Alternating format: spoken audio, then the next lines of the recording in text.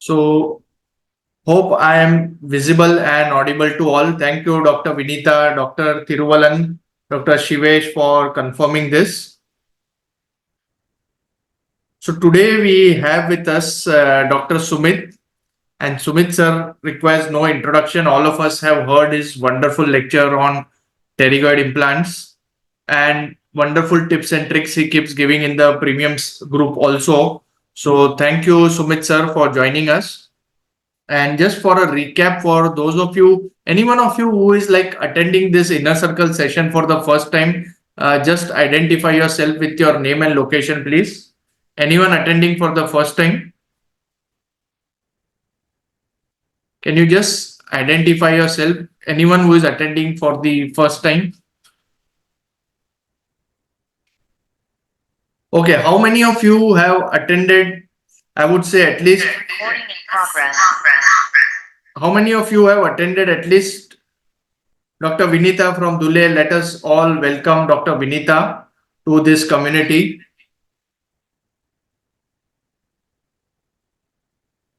Anyone else attending for the first time?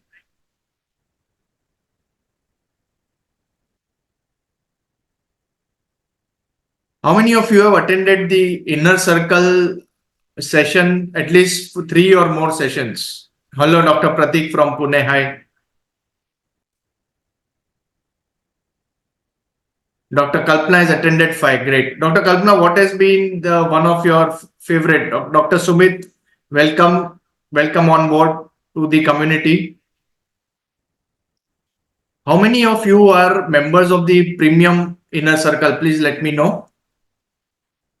Anyone from the premium group, just type premium group or PG.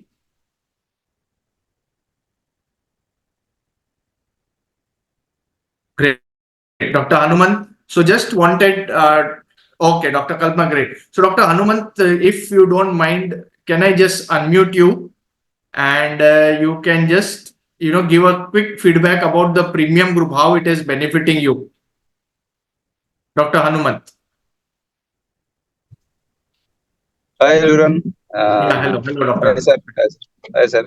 Uh, just just by following the rule of 7 in placing the pterygoids, it's very predictable. So that it's more easy rather than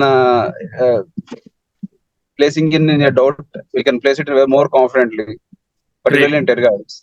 Great. Rather than other things are also it's fine, but we have a fear in placing pterygoids, but it's very confident with that following the rule of 7, sir. Great, great. So Dr. Hanumant is sharing his experience about using the rule of 7. Now, last time I gave some hint of rule of 7 in the pterygoid lecture, and it is also extensively put up in our video library as well as in the online classes. So those of you who want to know about it, you can just refer to it. So thank you, Dr. Hanumant is also a member of our premium group. Great. Now, how many of you are already using conventional implants, probably even R-line implants, CI, DSN, also using multi-unit for the, for the prosthetic work? Type me in the comment box if you're doing it. Is any one of you for that? Accordingly, Dr. Sumit will come to know the mindset of the people around, whether, he has to go to absolute basics or you can have slightly, you can say, higher level of discussion. So Dr. Hanumant is already using.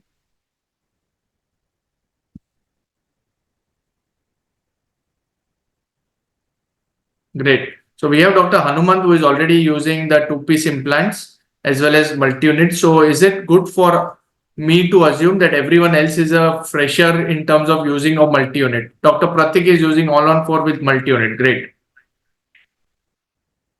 Now, Dr. Sumit sir, am I audible to you, sir? Can you just unmute yourself? Yes, sir. You are audible, sir. Yeah, and if you can put on your video also. Sumit sir, if you don't mind, just I want to take half a minute from your lecture because I see a lot of new people. So why we should put the multi-unit? If you just allow me for 2 minutes, I want to tell them. Yes, sir. Of course, sir. Thank you. Right. So I'll just put on my whiteboard. Is my whiteboard visible to all of you? Just let me know. So a lot of people, this is one of the most common questions. Sumit sir, I'm sure people must have asked you also Yes. that why you should use multi-unit. So you have the implant placed. The question is that why can't you directly connect a stock abutment and put a cap? This is one of the most common question in a lot of people's mind, that why do we require a multi-unit? Am I right? Right, sir. So what the multi-unit does basically, when you connect a multi-unit, okay, it shifts the internal connection or the internal platform of your implant externally. This is the most important criteria, because now when you have the prosthesis sitting over this, so this is your prosthesis which is sitting over it externally, this is your prosthesis, all your forces are now kind of diverted to the prosthetic level. This allows the forces to be taken care of from the implant abutment junction. So this is the implant abutment, or in this case, the implant multi-unit junction. Instead of having your forces at the implant to abutment junction, we have shifted the forces directly to the prosthetic level. The other advantage of the multi-unit is allows the passive fitting of your implant prosthesis, because multi-units are available in various angulations. So that will allow you to modify, because the more tilted implants you do, you will see your implants are diverging. So by placing multi-units, you are allowing the implant, the prosthetic platform to become parallel. More importantly, have better sitting of the prosthesis, better impression work, so on and so forth. So as per me, the two most important reasons of using multi-unit, because if you don't use a multi-unit, and let's say I avoid using a multi-unit, I place my implant, especially if I'm doing tilted implants, directly I use an angulated abutment and put the cap over here, lot of forces will start coming on the implant abutment junction, and this will lead to crater-like bone loss at the implant abutment junction. So let's say that I have not placed any multi-unit, and if I directly connect the abutment over here, any abutment, angulated or any, you will see a lot of crater-like bone loss happening at the implant abutment junction, repeated screw loosening happening, and sometimes the extensive bone loss can even lead to mobility or failure, especially if you're doing immediate loading. So that is regarding the advantage apart from retrievability for the multi-unit. Dr. Sumit sir, is there any Yes, other sir. point you would like to add regarding why we should use multi-unit in the first place? Why can't I Sir, directly, connect the abutment and make the prosthesis? sir, as you rightly said, it's obviously it changes the angulation. It brings the processes in its right angulation because we have placed the tilted implant.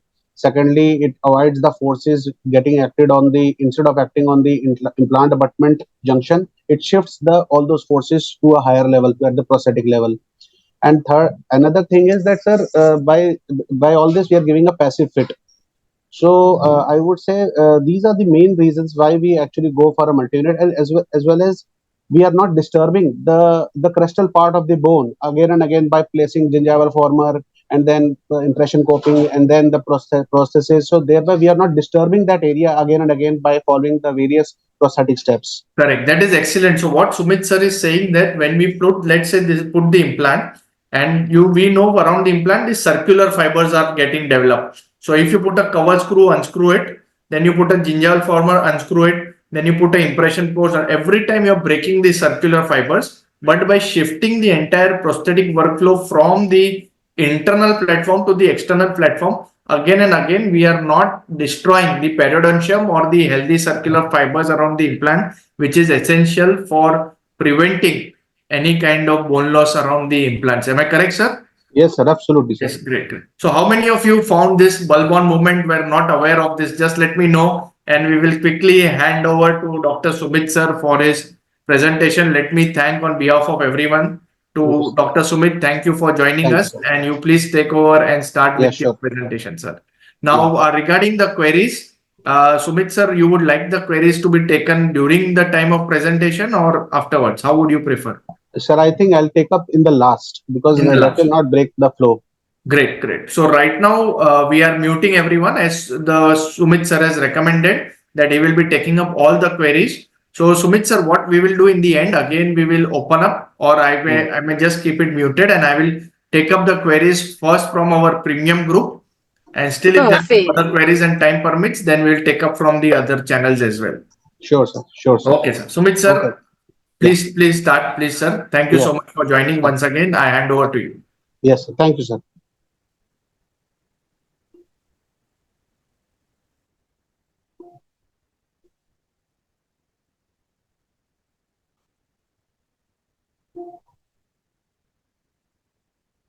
So I hope my presentation is visible to everyone.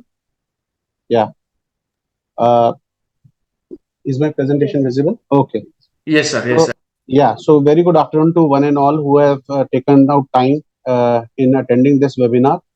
I'm before I start my presentation, I am once again I'm very thankful to Dr. Rohan sir and Trisa Enterprises for giving me this opportunity to present whatever knowledge I have on this topic of prosthetic aspects in tilted implantology with two-piece R-line series implants. So I am for those who don't know me, I'll let me just introduce myself in short one or two lines that I am Dr. Sumit Agarwal. I'm MDS in prosthodontics and implantology, and I'm practicing implants for the last 15 years, and both at academic and clinical practice. So I will be just sharing whatever clinical oriented information I have on this particular topic. So let's begin. So whenever we are dealing with a full mouth rehabilitation case or a partially edentulous case, and we want to place implants, so always the workflow comprises of four main steps. First is that we do the planning, then we following that planning we do the surgery, and then we give the provisional followed by the final restoration. But we can actually divide all this into three different phases. So first phase is actually the preliminary phase. In fact, it is the most important phase wherein we diagnose the case, we do the planning. Sometimes we go for stent fabrication. We make the stent by using 3D printed generally, and then we following that we do the surgery. For in the intermediate phase, we first give the provisional restoration in order to do we can say an immediate prosthesis to the patient or a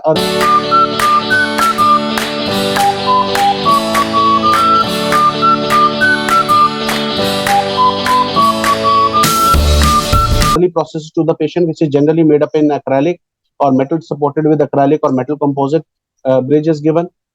This is actually gives us more liberty in making some changes in the final processes if required. And then we have the final stage. In the final stage, we go for impression, or then followed by jaw relation, then trials, and then we whatever final aesthetic phonetics and whatever features we want to incorporate in our final processes, that is done, and then it is finally delivered either screw retained or cement retained. Generally we try to give screw retained processes for the obvious reasons of retrievability. So when we are dealing with tilted implants, we should know that there is some basic philosophy which is around four different factors. So first factor is your bone. The second is your what type of implant you are placing. Third is the type of abutment which we are using. And finally, what kind of processes, that is, what material will you be using for completing the case. So when I say bone, I mean to say that we are doing graftless approach. We are following a graftless approach. We are not using some add-on bone. We are not doing any extensive surgery. So this type of tilt technique or the tilted implantology is dealing with the graftless approach, where we are actually saving a lot of time and unnecessary surgical procedures, thereby using the native bone. Then second is the type of implant. Now for this particular tilted implantology, it is not just restricted to your basal implants or the polished implants, but it can also be used if you use the R-line CIH implants. In those type of implant, tilted approach can easily be done. So these tilted implants are basically are helpful in rescuing us in certain situation where you have limited bone. And in order to avoid bone augmentation and other procedures, the specialty of these types of implants such as CIH helps us in following the tilted implantology approach. Then third is the abutment. In the abutment, what we are following is the one time one abutment philosophy. That is, we are placing multi-unit abutment. Now, these multi-unit abutment, as we just spoke before the start of the presentation, I will be going little bit extensive. I will be sharing some of the more details in the following slides, and then will be talking about some words about the processes.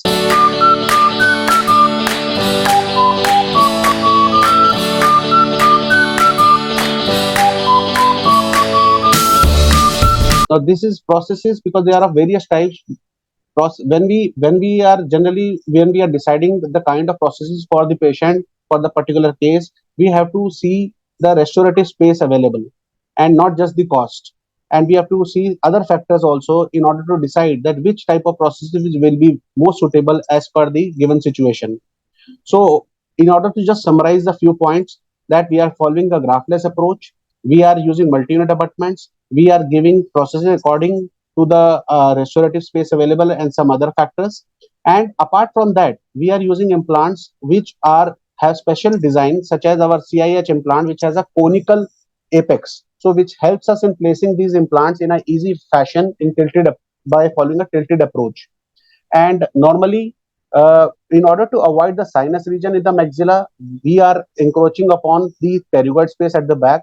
And sometimes, if the pneumatization is extensive, we use the zygomatic area as well. And in the anterior, the nasal bone or the floor of the nasal bone or the lateral nasal wall is utilized for the anterior implant. So it is also known as the Zipini configuration, that is zygomatic, pterygoid, and nasal approach. And by when we are dealing with a full arch case or a full mouth case, we are using the concept of cross arch stabilization. That is, we are splinting our implants from one end to the other end on covering going to the other side, because this offers greater stability to the system, to our processes, and hence no cantilever is there, and therefore better biomechanical force distribution is there. So when I say biomechanical distribution, what I mean to say is that we have placed the implant in such a manner that it goes directly into the buttress region. Now, when we are using the buttress region, obviously we have to place implants in tilted fashion, and then the question arises that how we are going to restore it predictably from a long-term perspective, how we are going to correct the angle and other things by using multi-unit abutment. So today I will be speaking more on the prosthetic aspect rather than the surgical part. So question comes at how to choose an ideal restorative option or and the prosthetic components for a full arch implant rehabilitation. So we have cases like all on four. Then for, before, 10 years back, all on four was very popular, especially in the upper and lower jaw both. But in the upper jaw, we had some failures because of the cantilever forces. Then came pterygoids, so we shifted to all on six. Then we have we expanded our treatment option to zygoma also, and then we have to see that what kind of materials are we going to use in these cases. So cost is one important factor, and how much time is it going to take for the lab to fabricate it, what is the efficiency of the lab to make it, and what is the whether we are going for ceramic or acrylic or for zirconia or what the peak. So many different material. Graphene nowadays it's an upcoming material which is getting popular. So how to choose an ideal restorative material for a particular case, that we will going to discuss. So let's see what are the patient expectations. So mind you, our patients who approach us, they are in a hurry. They always expect a shorter treatment time. They don't want to come over and over again to the dentist, to us. They just want, whenever they come for the first time, the first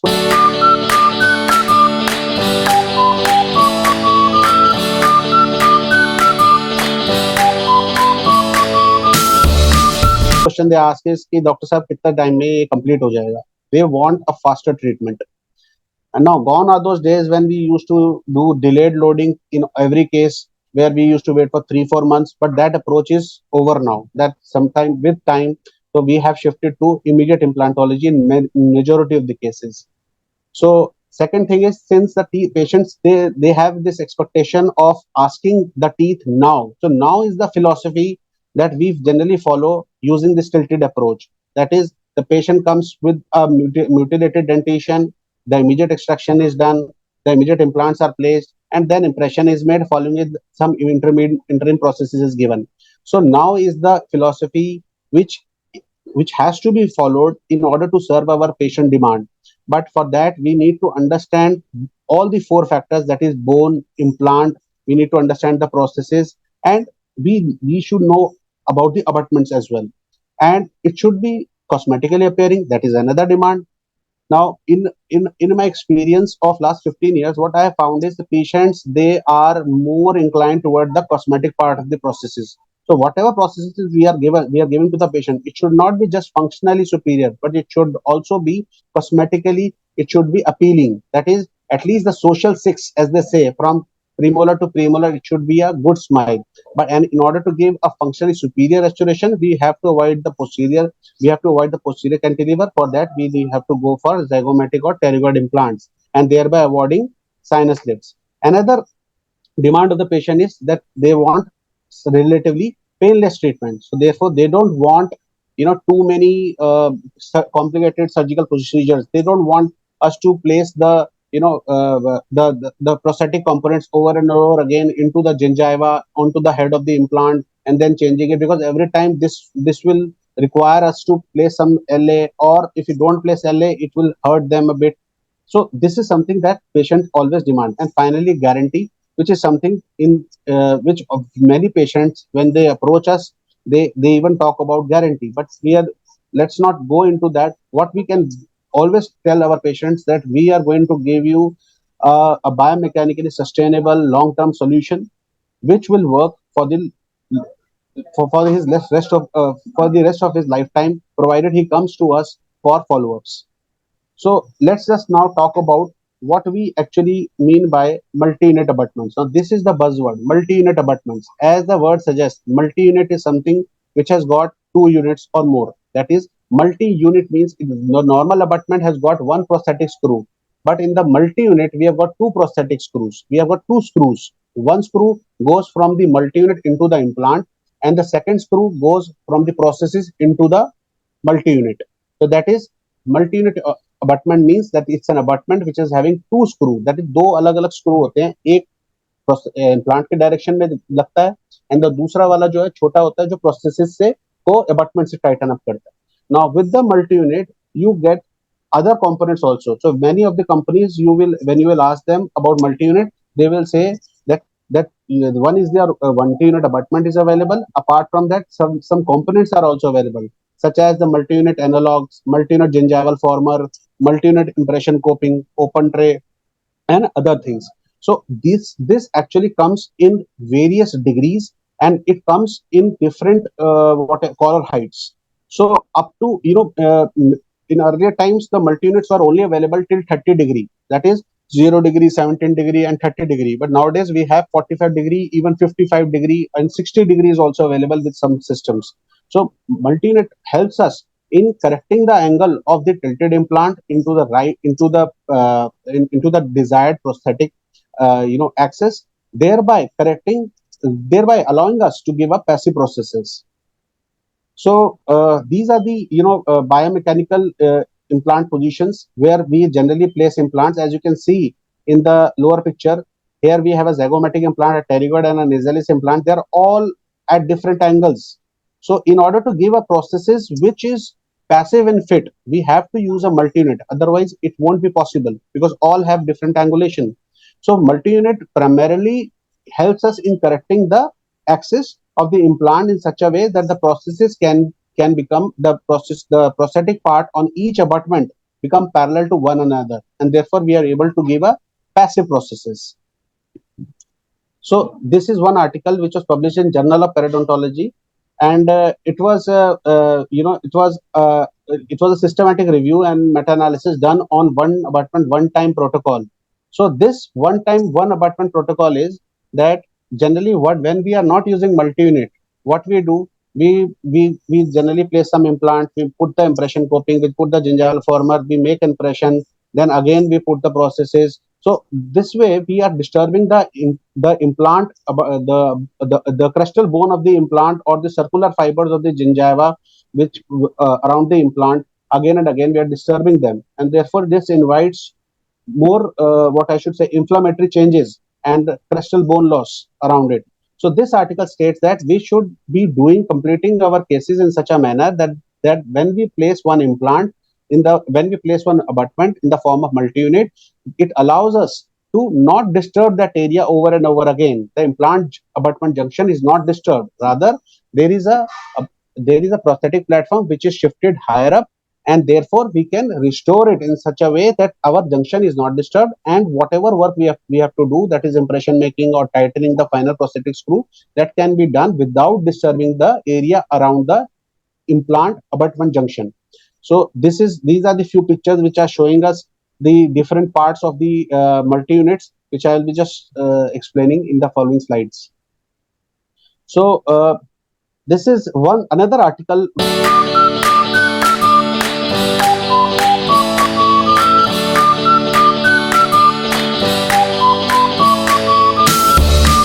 which was which I found very important. This was published in Journal of Clinical Periodontology. Here in this they told that if you don't follow, if you keep on changing the abutment or the junction is disturbed, then this invites 2 mm loss of mucosa and crestal bone loss. This may initiate bone loss to such a level. So hence the theory is, and the application part is, that we should use multi-unit and should avoid disturbing the implant abutment junction. So in our most of the day-to-day cases where we are doing the graftless approach of tilted implantology, we are following the cross arch stabilization, that is from one side of the process, from the front side or at the back, we're going towards the other side at the back, and over here all the implants, the processes is passive and multi-units are used. If we don't use multi-unit, and if we, so let's say we give angulated abutment in order to reduce the cost, ऐसा होता है. Even in initial back in the days, I also thought that why not just avoid multi together and save the cost and do, you start using angulation, this angulated abutments all over, and then place a cement retained processes. So all these things, what I found, greater bone loss was there, and there were several disadvantages. So it adds on to, when we are not using multi-unit, this actually reduces the longevity of our whole implant prosthetic work that we are giving to the patient. So multi-unit abutment is something which is very inevitable whenever we are dealing with tilted approach, whenever whether it is a sectional case or a full arch case or a full mouth case, we have to use a multi-unit abutment. So another point is that before I actually go into greater detail of multi-unit abutment, we should be knowing that when we should be loading our processes, should we be going for immediate loading or should we wait for some time? And what happens, if we have to do immediate loading, when should we do it? So they say that the best time to do immediate loading is within 7 days, that is, or maximum 10 days. So if you go beyond 7 or 10 days, then osteoclastic activity increases, and suddenly there is a dip in the primary stability of the implant. So that is not a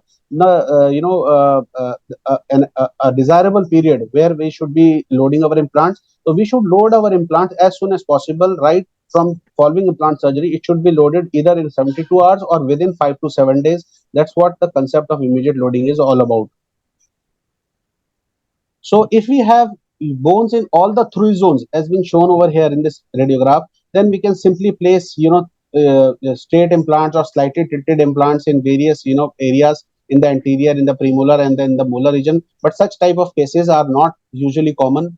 We seldom find such cases. As they rightly say, patients who have bone, they don't have money for implants, and patients who have implants, they don't have bone. So, and we are having a kind of practice where patients who approach us, they have less money and less bone, both. So we have to give them solutions in such a way that it is faster, predictable, and budget friendly also. And therefore the concept of this R-line series actually comes in. So R-line implants are one type of implants which have actually helped me in my practice a lot. Their two-piece implants are as good as any other company I have, but the best part is their service is very good, as well as the cost is very good. The cost is less, so we can, it helps us in serving those patients who cannot afford very expensive treatments.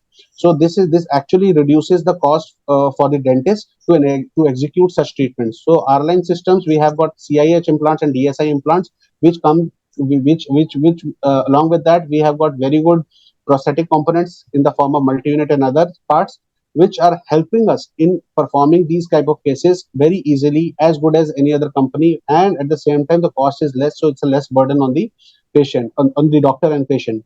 Now, second is the type of case where we have bone in only zone 1 and zone 2. Zone 1 is your anterior part, zone, and zone 2 is the premolar zone. So in such type of cases, in earlier days we were doing all on 4, but nowadays we are not doing that. We are putting another implant in the pterygoid region. So this is how prosthetically, when we are when we say that we are going to discuss the prosthetic aspects, mind you that the prosthetic aspects should start before the surgery is done. That is, the end has to be conceptualized in the mind before we actually perform the surgery. The planning has to be done, the pre-prosthetic planning has to be done, the pre-surgical prosthetic planning has to be done, in order to find out that how the load distribution is going to be, and therefore accordingly we can execute the treatment in a more predictable manner. So, and in cases if we have got no bone either in the incisor or in the premolar or in the molar region, that is in such fashion we have to go for quad zygoma. These type of cases are, I would say 10 to 15% in our that approaches in our practice. But this particular type of case, that is bone present only in zone 1, zone 2, these are the type of cases which are very frequently encountered. So another question is that how to know after the surgery is done, how to know that whether the implant is ready for loading or not. So the simple answer is that you have to use a resonance frequency analysis by using Ostel. Everybody knows it. So we need a reading of at least 60 or 65 before you actually load it. But everyone does not have Ostel in their practices. So another way is that you